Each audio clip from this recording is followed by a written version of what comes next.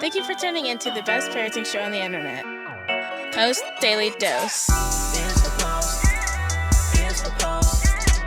It's the Post. The Post Daily Dose. It's the Post. It's the Post. It's the Post. The Post Daily Dose. It's the Post. It's the Post. It's the Post. The Post Daily Dose. It's the Post. It's the Post. It's the Post. The Post Daily Dose. It's the Post. It's the Post. It's the Post. The Post Daily Dose. Hey there, Post+Institute. This is Christy Saul, the co-founder, coming at you live for the best little parenting show on the internet, the Post Daily Dose. Let me plug these books real quick while people are logging in. Brian's book, From Fear to Love. You can pick this up on promotion at feartolovebook.com.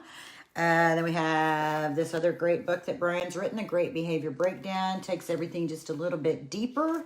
You can get the two of these books. So this one is on promotion. If this is the only book you want, this is a great way to get it. Plus there's some really good bonuses.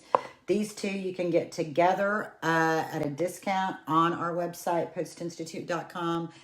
You save about $5 when you buy them together. And then we have this incredible workbook. This workbook is available in print on Amazon, and we will have it in print in a house very soon. So this week I have been talking about child sexual abuse and sharing a lot of information about statistics. We've talked a little bit about things that we may see with our children. Hey there, Leslie Buchanan. How are you, dear? Whew. I need to get with you. I think I need a terrarium for my office. Wouldn't that be cool? I would love that. I'm working on it. I'm working on getting everything organized and a little set made so we have a nice, pretty place and you guys can have a pretty backdrop to look at. But until then, I just keep everything really close so you can't see that there's nothing interesting back there. I have a lot I want to talk tonight about, so I'm going to jump in because, man, I'll tell you what, this is so fascinating. So we've been talking this week about sexualized behavior in children and child sexual abuse. We've talked about a lot of different things. And then the week before that, we were kind of finishing up our All About Love for the month of February. And while we were talking about that, we talked about some biology, the biology of love, and we talked about how trauma affects neurotransmitters. Excellent. Leslie says, great. Yes, let me know. I can help you out. Very good. Very good. So we talked about how trauma, especially pre-birth and up to age 3, during the formative years, how that affects neurotransmitters, serotonin, dopamine, and there's one that I can't pronounce very well that has to do with adrenals and also hormones of oxytocin, cortisol, and golly, where's my brain? You can tell I've been just going today. Haven't got all my brain pieces together. The hormone that has to do with diabetes, insulin. So insulin can be affected by trauma as well, early life trauma, which I found to be very interesting. We also know, just hang with me. If you have time to watch this, I'm telling you, you're going to be like, oh, wow. This is profound and significant. So it's going to take us a little bit to get there, but I'm going to connect some dots for you guys. The other thing we know is that there are different parts of the brain that are not, they're not fully developed because of trauma. And so because when trauma happens during that formative time, and I'm talking about repetitive trauma, living in a traumatic environment, what happens is the neural pathways that are used the most get stronger, and the neural pathways that aren't used very much go dormant. And so what that means is if you're experiencing a lot of trauma, then the fight, flight, and freeze mechanisms, the cortisol outflow, the preserving ourselves and always being in that vigilant, alert state, that wiring gets stronger. And if there's not anything feeding the connected relationship, then the wiring that we have, our base wire system as humans, That wiring for connected relationship, if it doesn't get used and activated, it goes dormant. So if you are raising children who come from tough places, that may help you understand why the building of relationship can be difficult, why it takes more time, why we have to really work at it. Well, here's another piece. The prefrontal cortex is part of our higher level thinking and our reasoning, our executive functioning. Now, we're talking about child abuse. So let's jump over. These are things we talked about back in February. The last couple of weeks in February, we were talking about this piece of trauma. So now let's come over here, and we talked about child abuse. And last night we talked about, we especially were talking about juvenile offenders. So juveniles who offend on other children. And what I found is that 43% of assaults of children under the age of 6, the offenders are older children. And what we found out about these older children is that 40 to 80% of those juvenile offenders have experienced physical or sexual abuse themselves, and they have 80% of them have a diagnosable mental health disorder.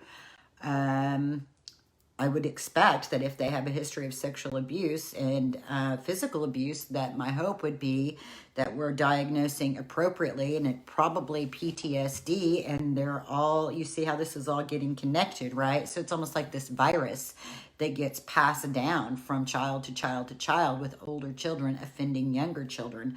9 out of 10 are male, okay? So we had some great news because of the fact that there's some really good success in treatment. But now I want to now I'm going to jump track, and we're going to start talking a little bit about pornography, because this is a big player in this situation. Pornography is. So I've got several articles I'm going to pull from. Now here's the thing. This information is all going to be talking about adults,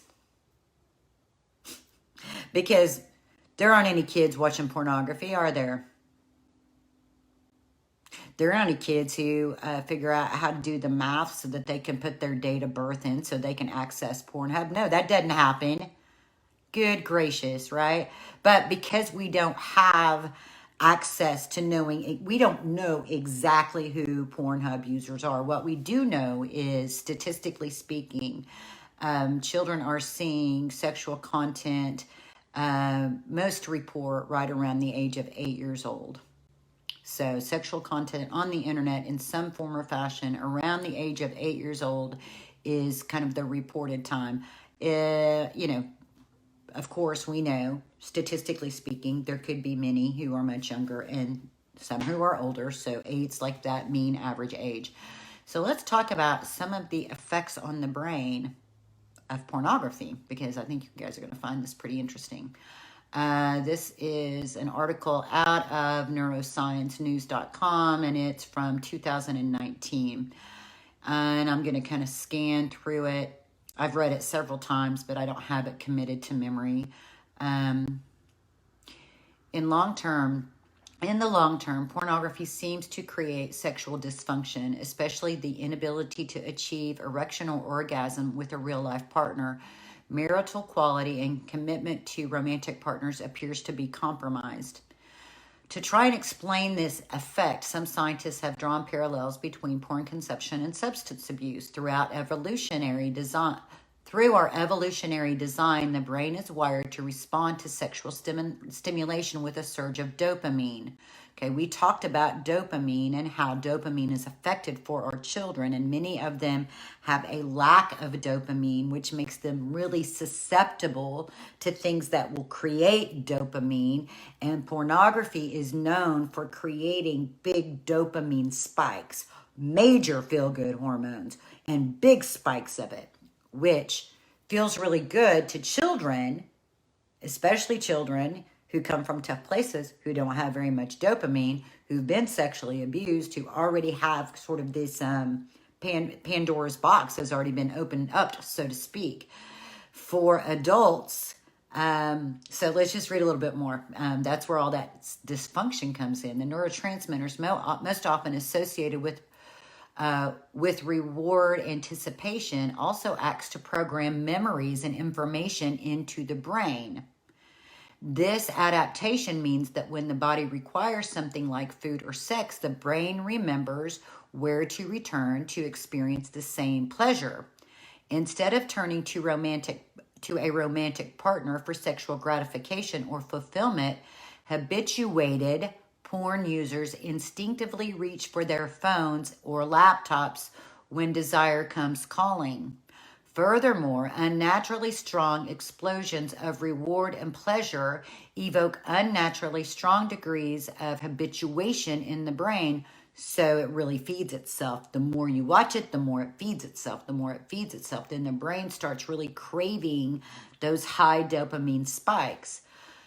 Pornography satisfies every one of its prerequisites for neuroplastic change. When pornographers boast that they are pushing the envelope by introducing new, harder themes, what they don't say is that they must, because customers are building up a tolerance to the content.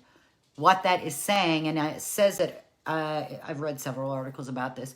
Basically, people who are plugging into Pornhub because they have tons of statistics. They have tons of Pornhub sets, tons of statistics. People don't plug into Pornhub and watch. The term conventional sex is what was used. So I'll just use that term, conventional sex. Okay. And that the themes get harder. There's more aggression, more and more aggression, and the viewers become desensitized. So in order to keep the viewership, they have to get increasingly aggressive in what they're putting out there in the content of pornography. Porn scenes, like addictive substances, are hyperstimulating triggers that lead to unnaturally high levels of dopamine secretion. This can change the dopamine reward system and leave it unresponsive to natural sources of pleasure. This is why users begin to experience difficulty in achieving arousal with a physical partner. Beyond the dysfunction, the desensitization of our reward circuitry sets the stage for sexual dysfunction to develop, but the precursors don't end there. Studies show that changes in the transmission of dopamine can facilitate depression and anxiety. So the brain becomes so dependent on these spikes that without the spikes, people experience depression and anxiety. And you can imagine then for our youth, this can be potentially extremely addictive and extremely detrimental. The other compelling finding in this study is that compulsive porn consumers find themselves wanting and needing more porn, even though they don't necessarily like it. This disconnect between wanting and liking is a hallmark feature of the reward circuitry dysregulation. So the dysregulation of the dopamine reward system that we are biologically created with. Here it was. Pornhub statistics reveal that conventional sex is decreasingly interesting to users and is being replaced by themes of incest and violence. Okay, let's keep going. So the perpetuation of sexual violence online is particularly troubling as rates of real-life incest, and it says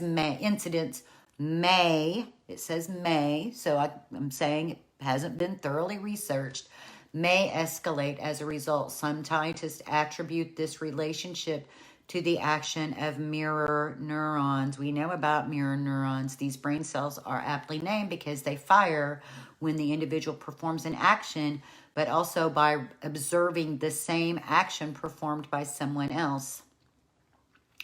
So, yeah.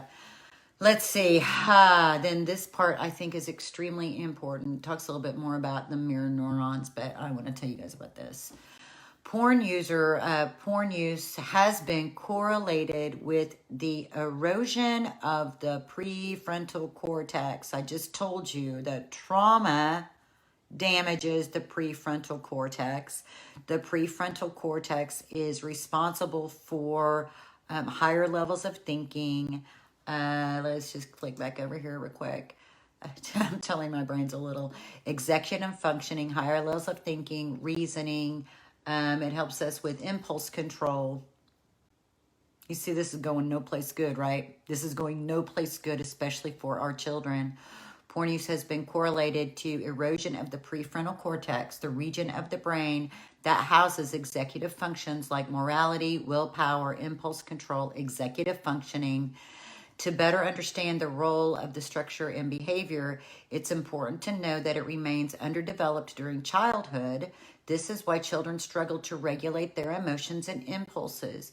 Damage to the prefrontal cortex in adulthood is termed hypofrontality, which predisposes an individual to behave compulsively and make poor decisions. It's somewhat paradoxical that adult entertainment may revert our brain wiring to a more juvenile state. The much greater irony is that while porn promises to satisfy and provide sexual gratification, it actually delivers the opposite. Whoa, that's a lot to let sink in, isn't it? So now let's just come over here. I'm gonna, because I needed to know for sure what the date of this article was. This was in December of 2020, so not that long ago. Pornhub was made to remove a great deal of content because it was posted by unverified users and depicted child abuse and non-consensual sexual behavior. That's such a nice, sorry, auto ad popping up. I think non-consensual sexual behavior, that's such a polite way to say rape.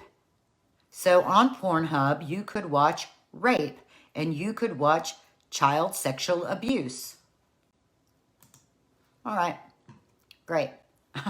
Okay, so now I'm clicking over here to an article from 2018.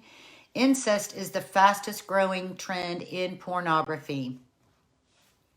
So we know that juvenile offenders, the peak ages, and this is from an article that was like 2018. I think we're going to see something really fascinating, really scary, really concerning, really different taking place, especially with the pandemic.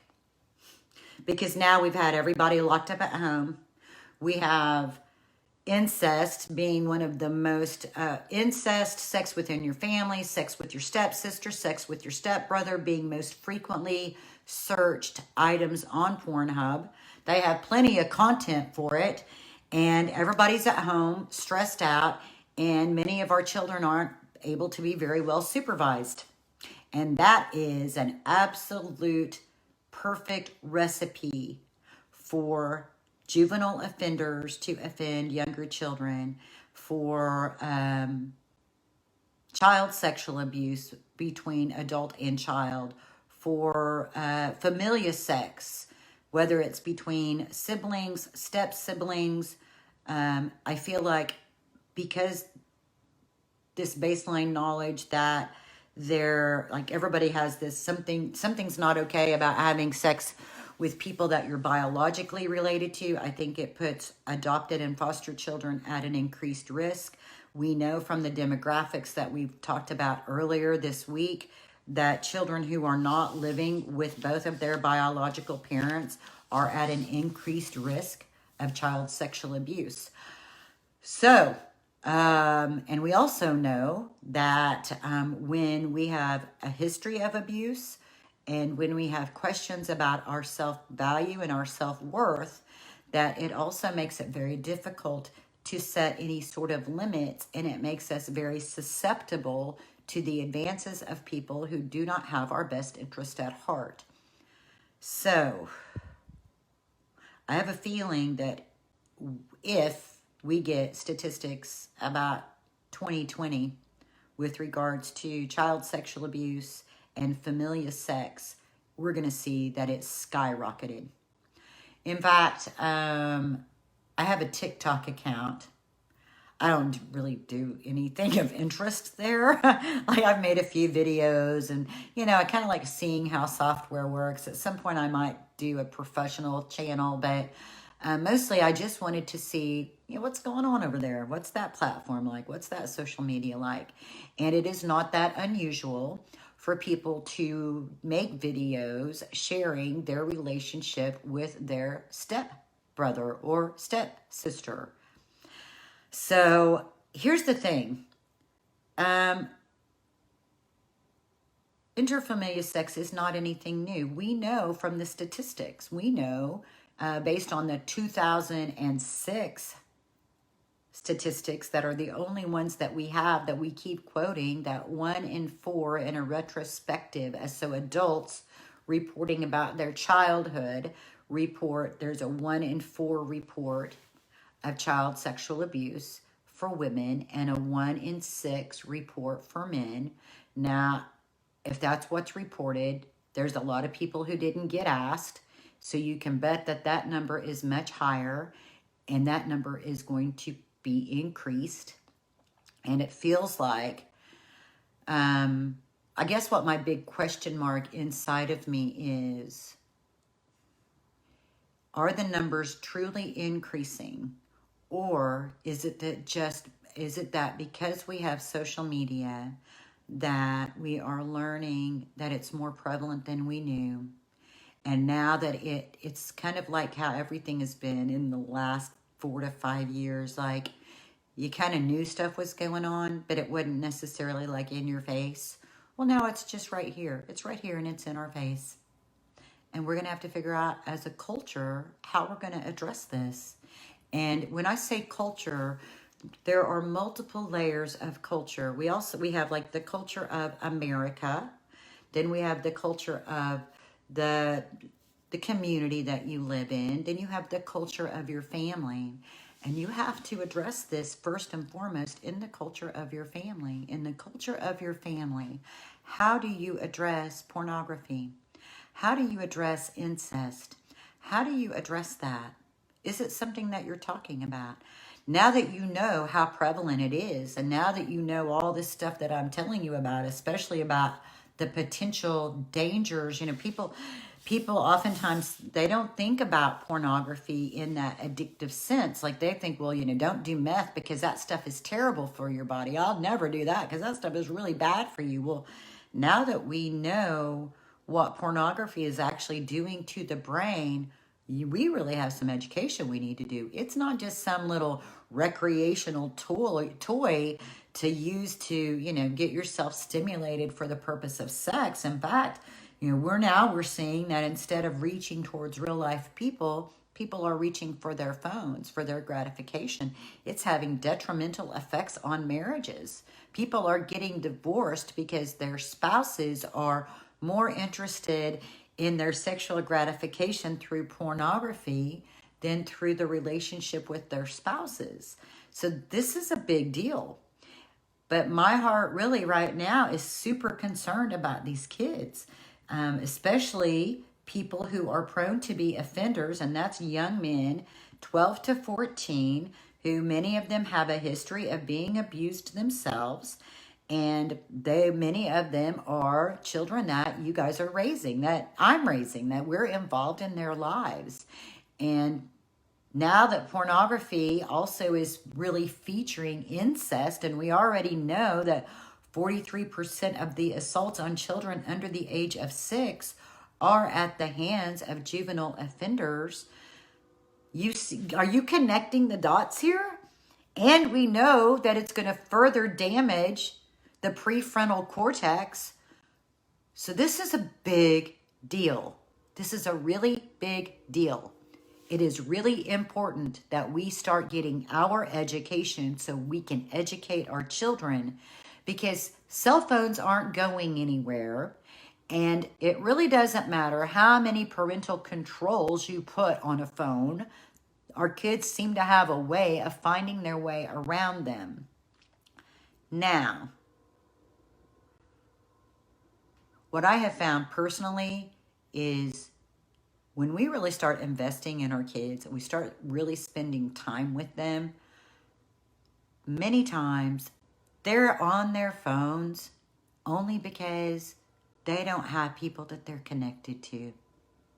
And then they get addicted to those devices.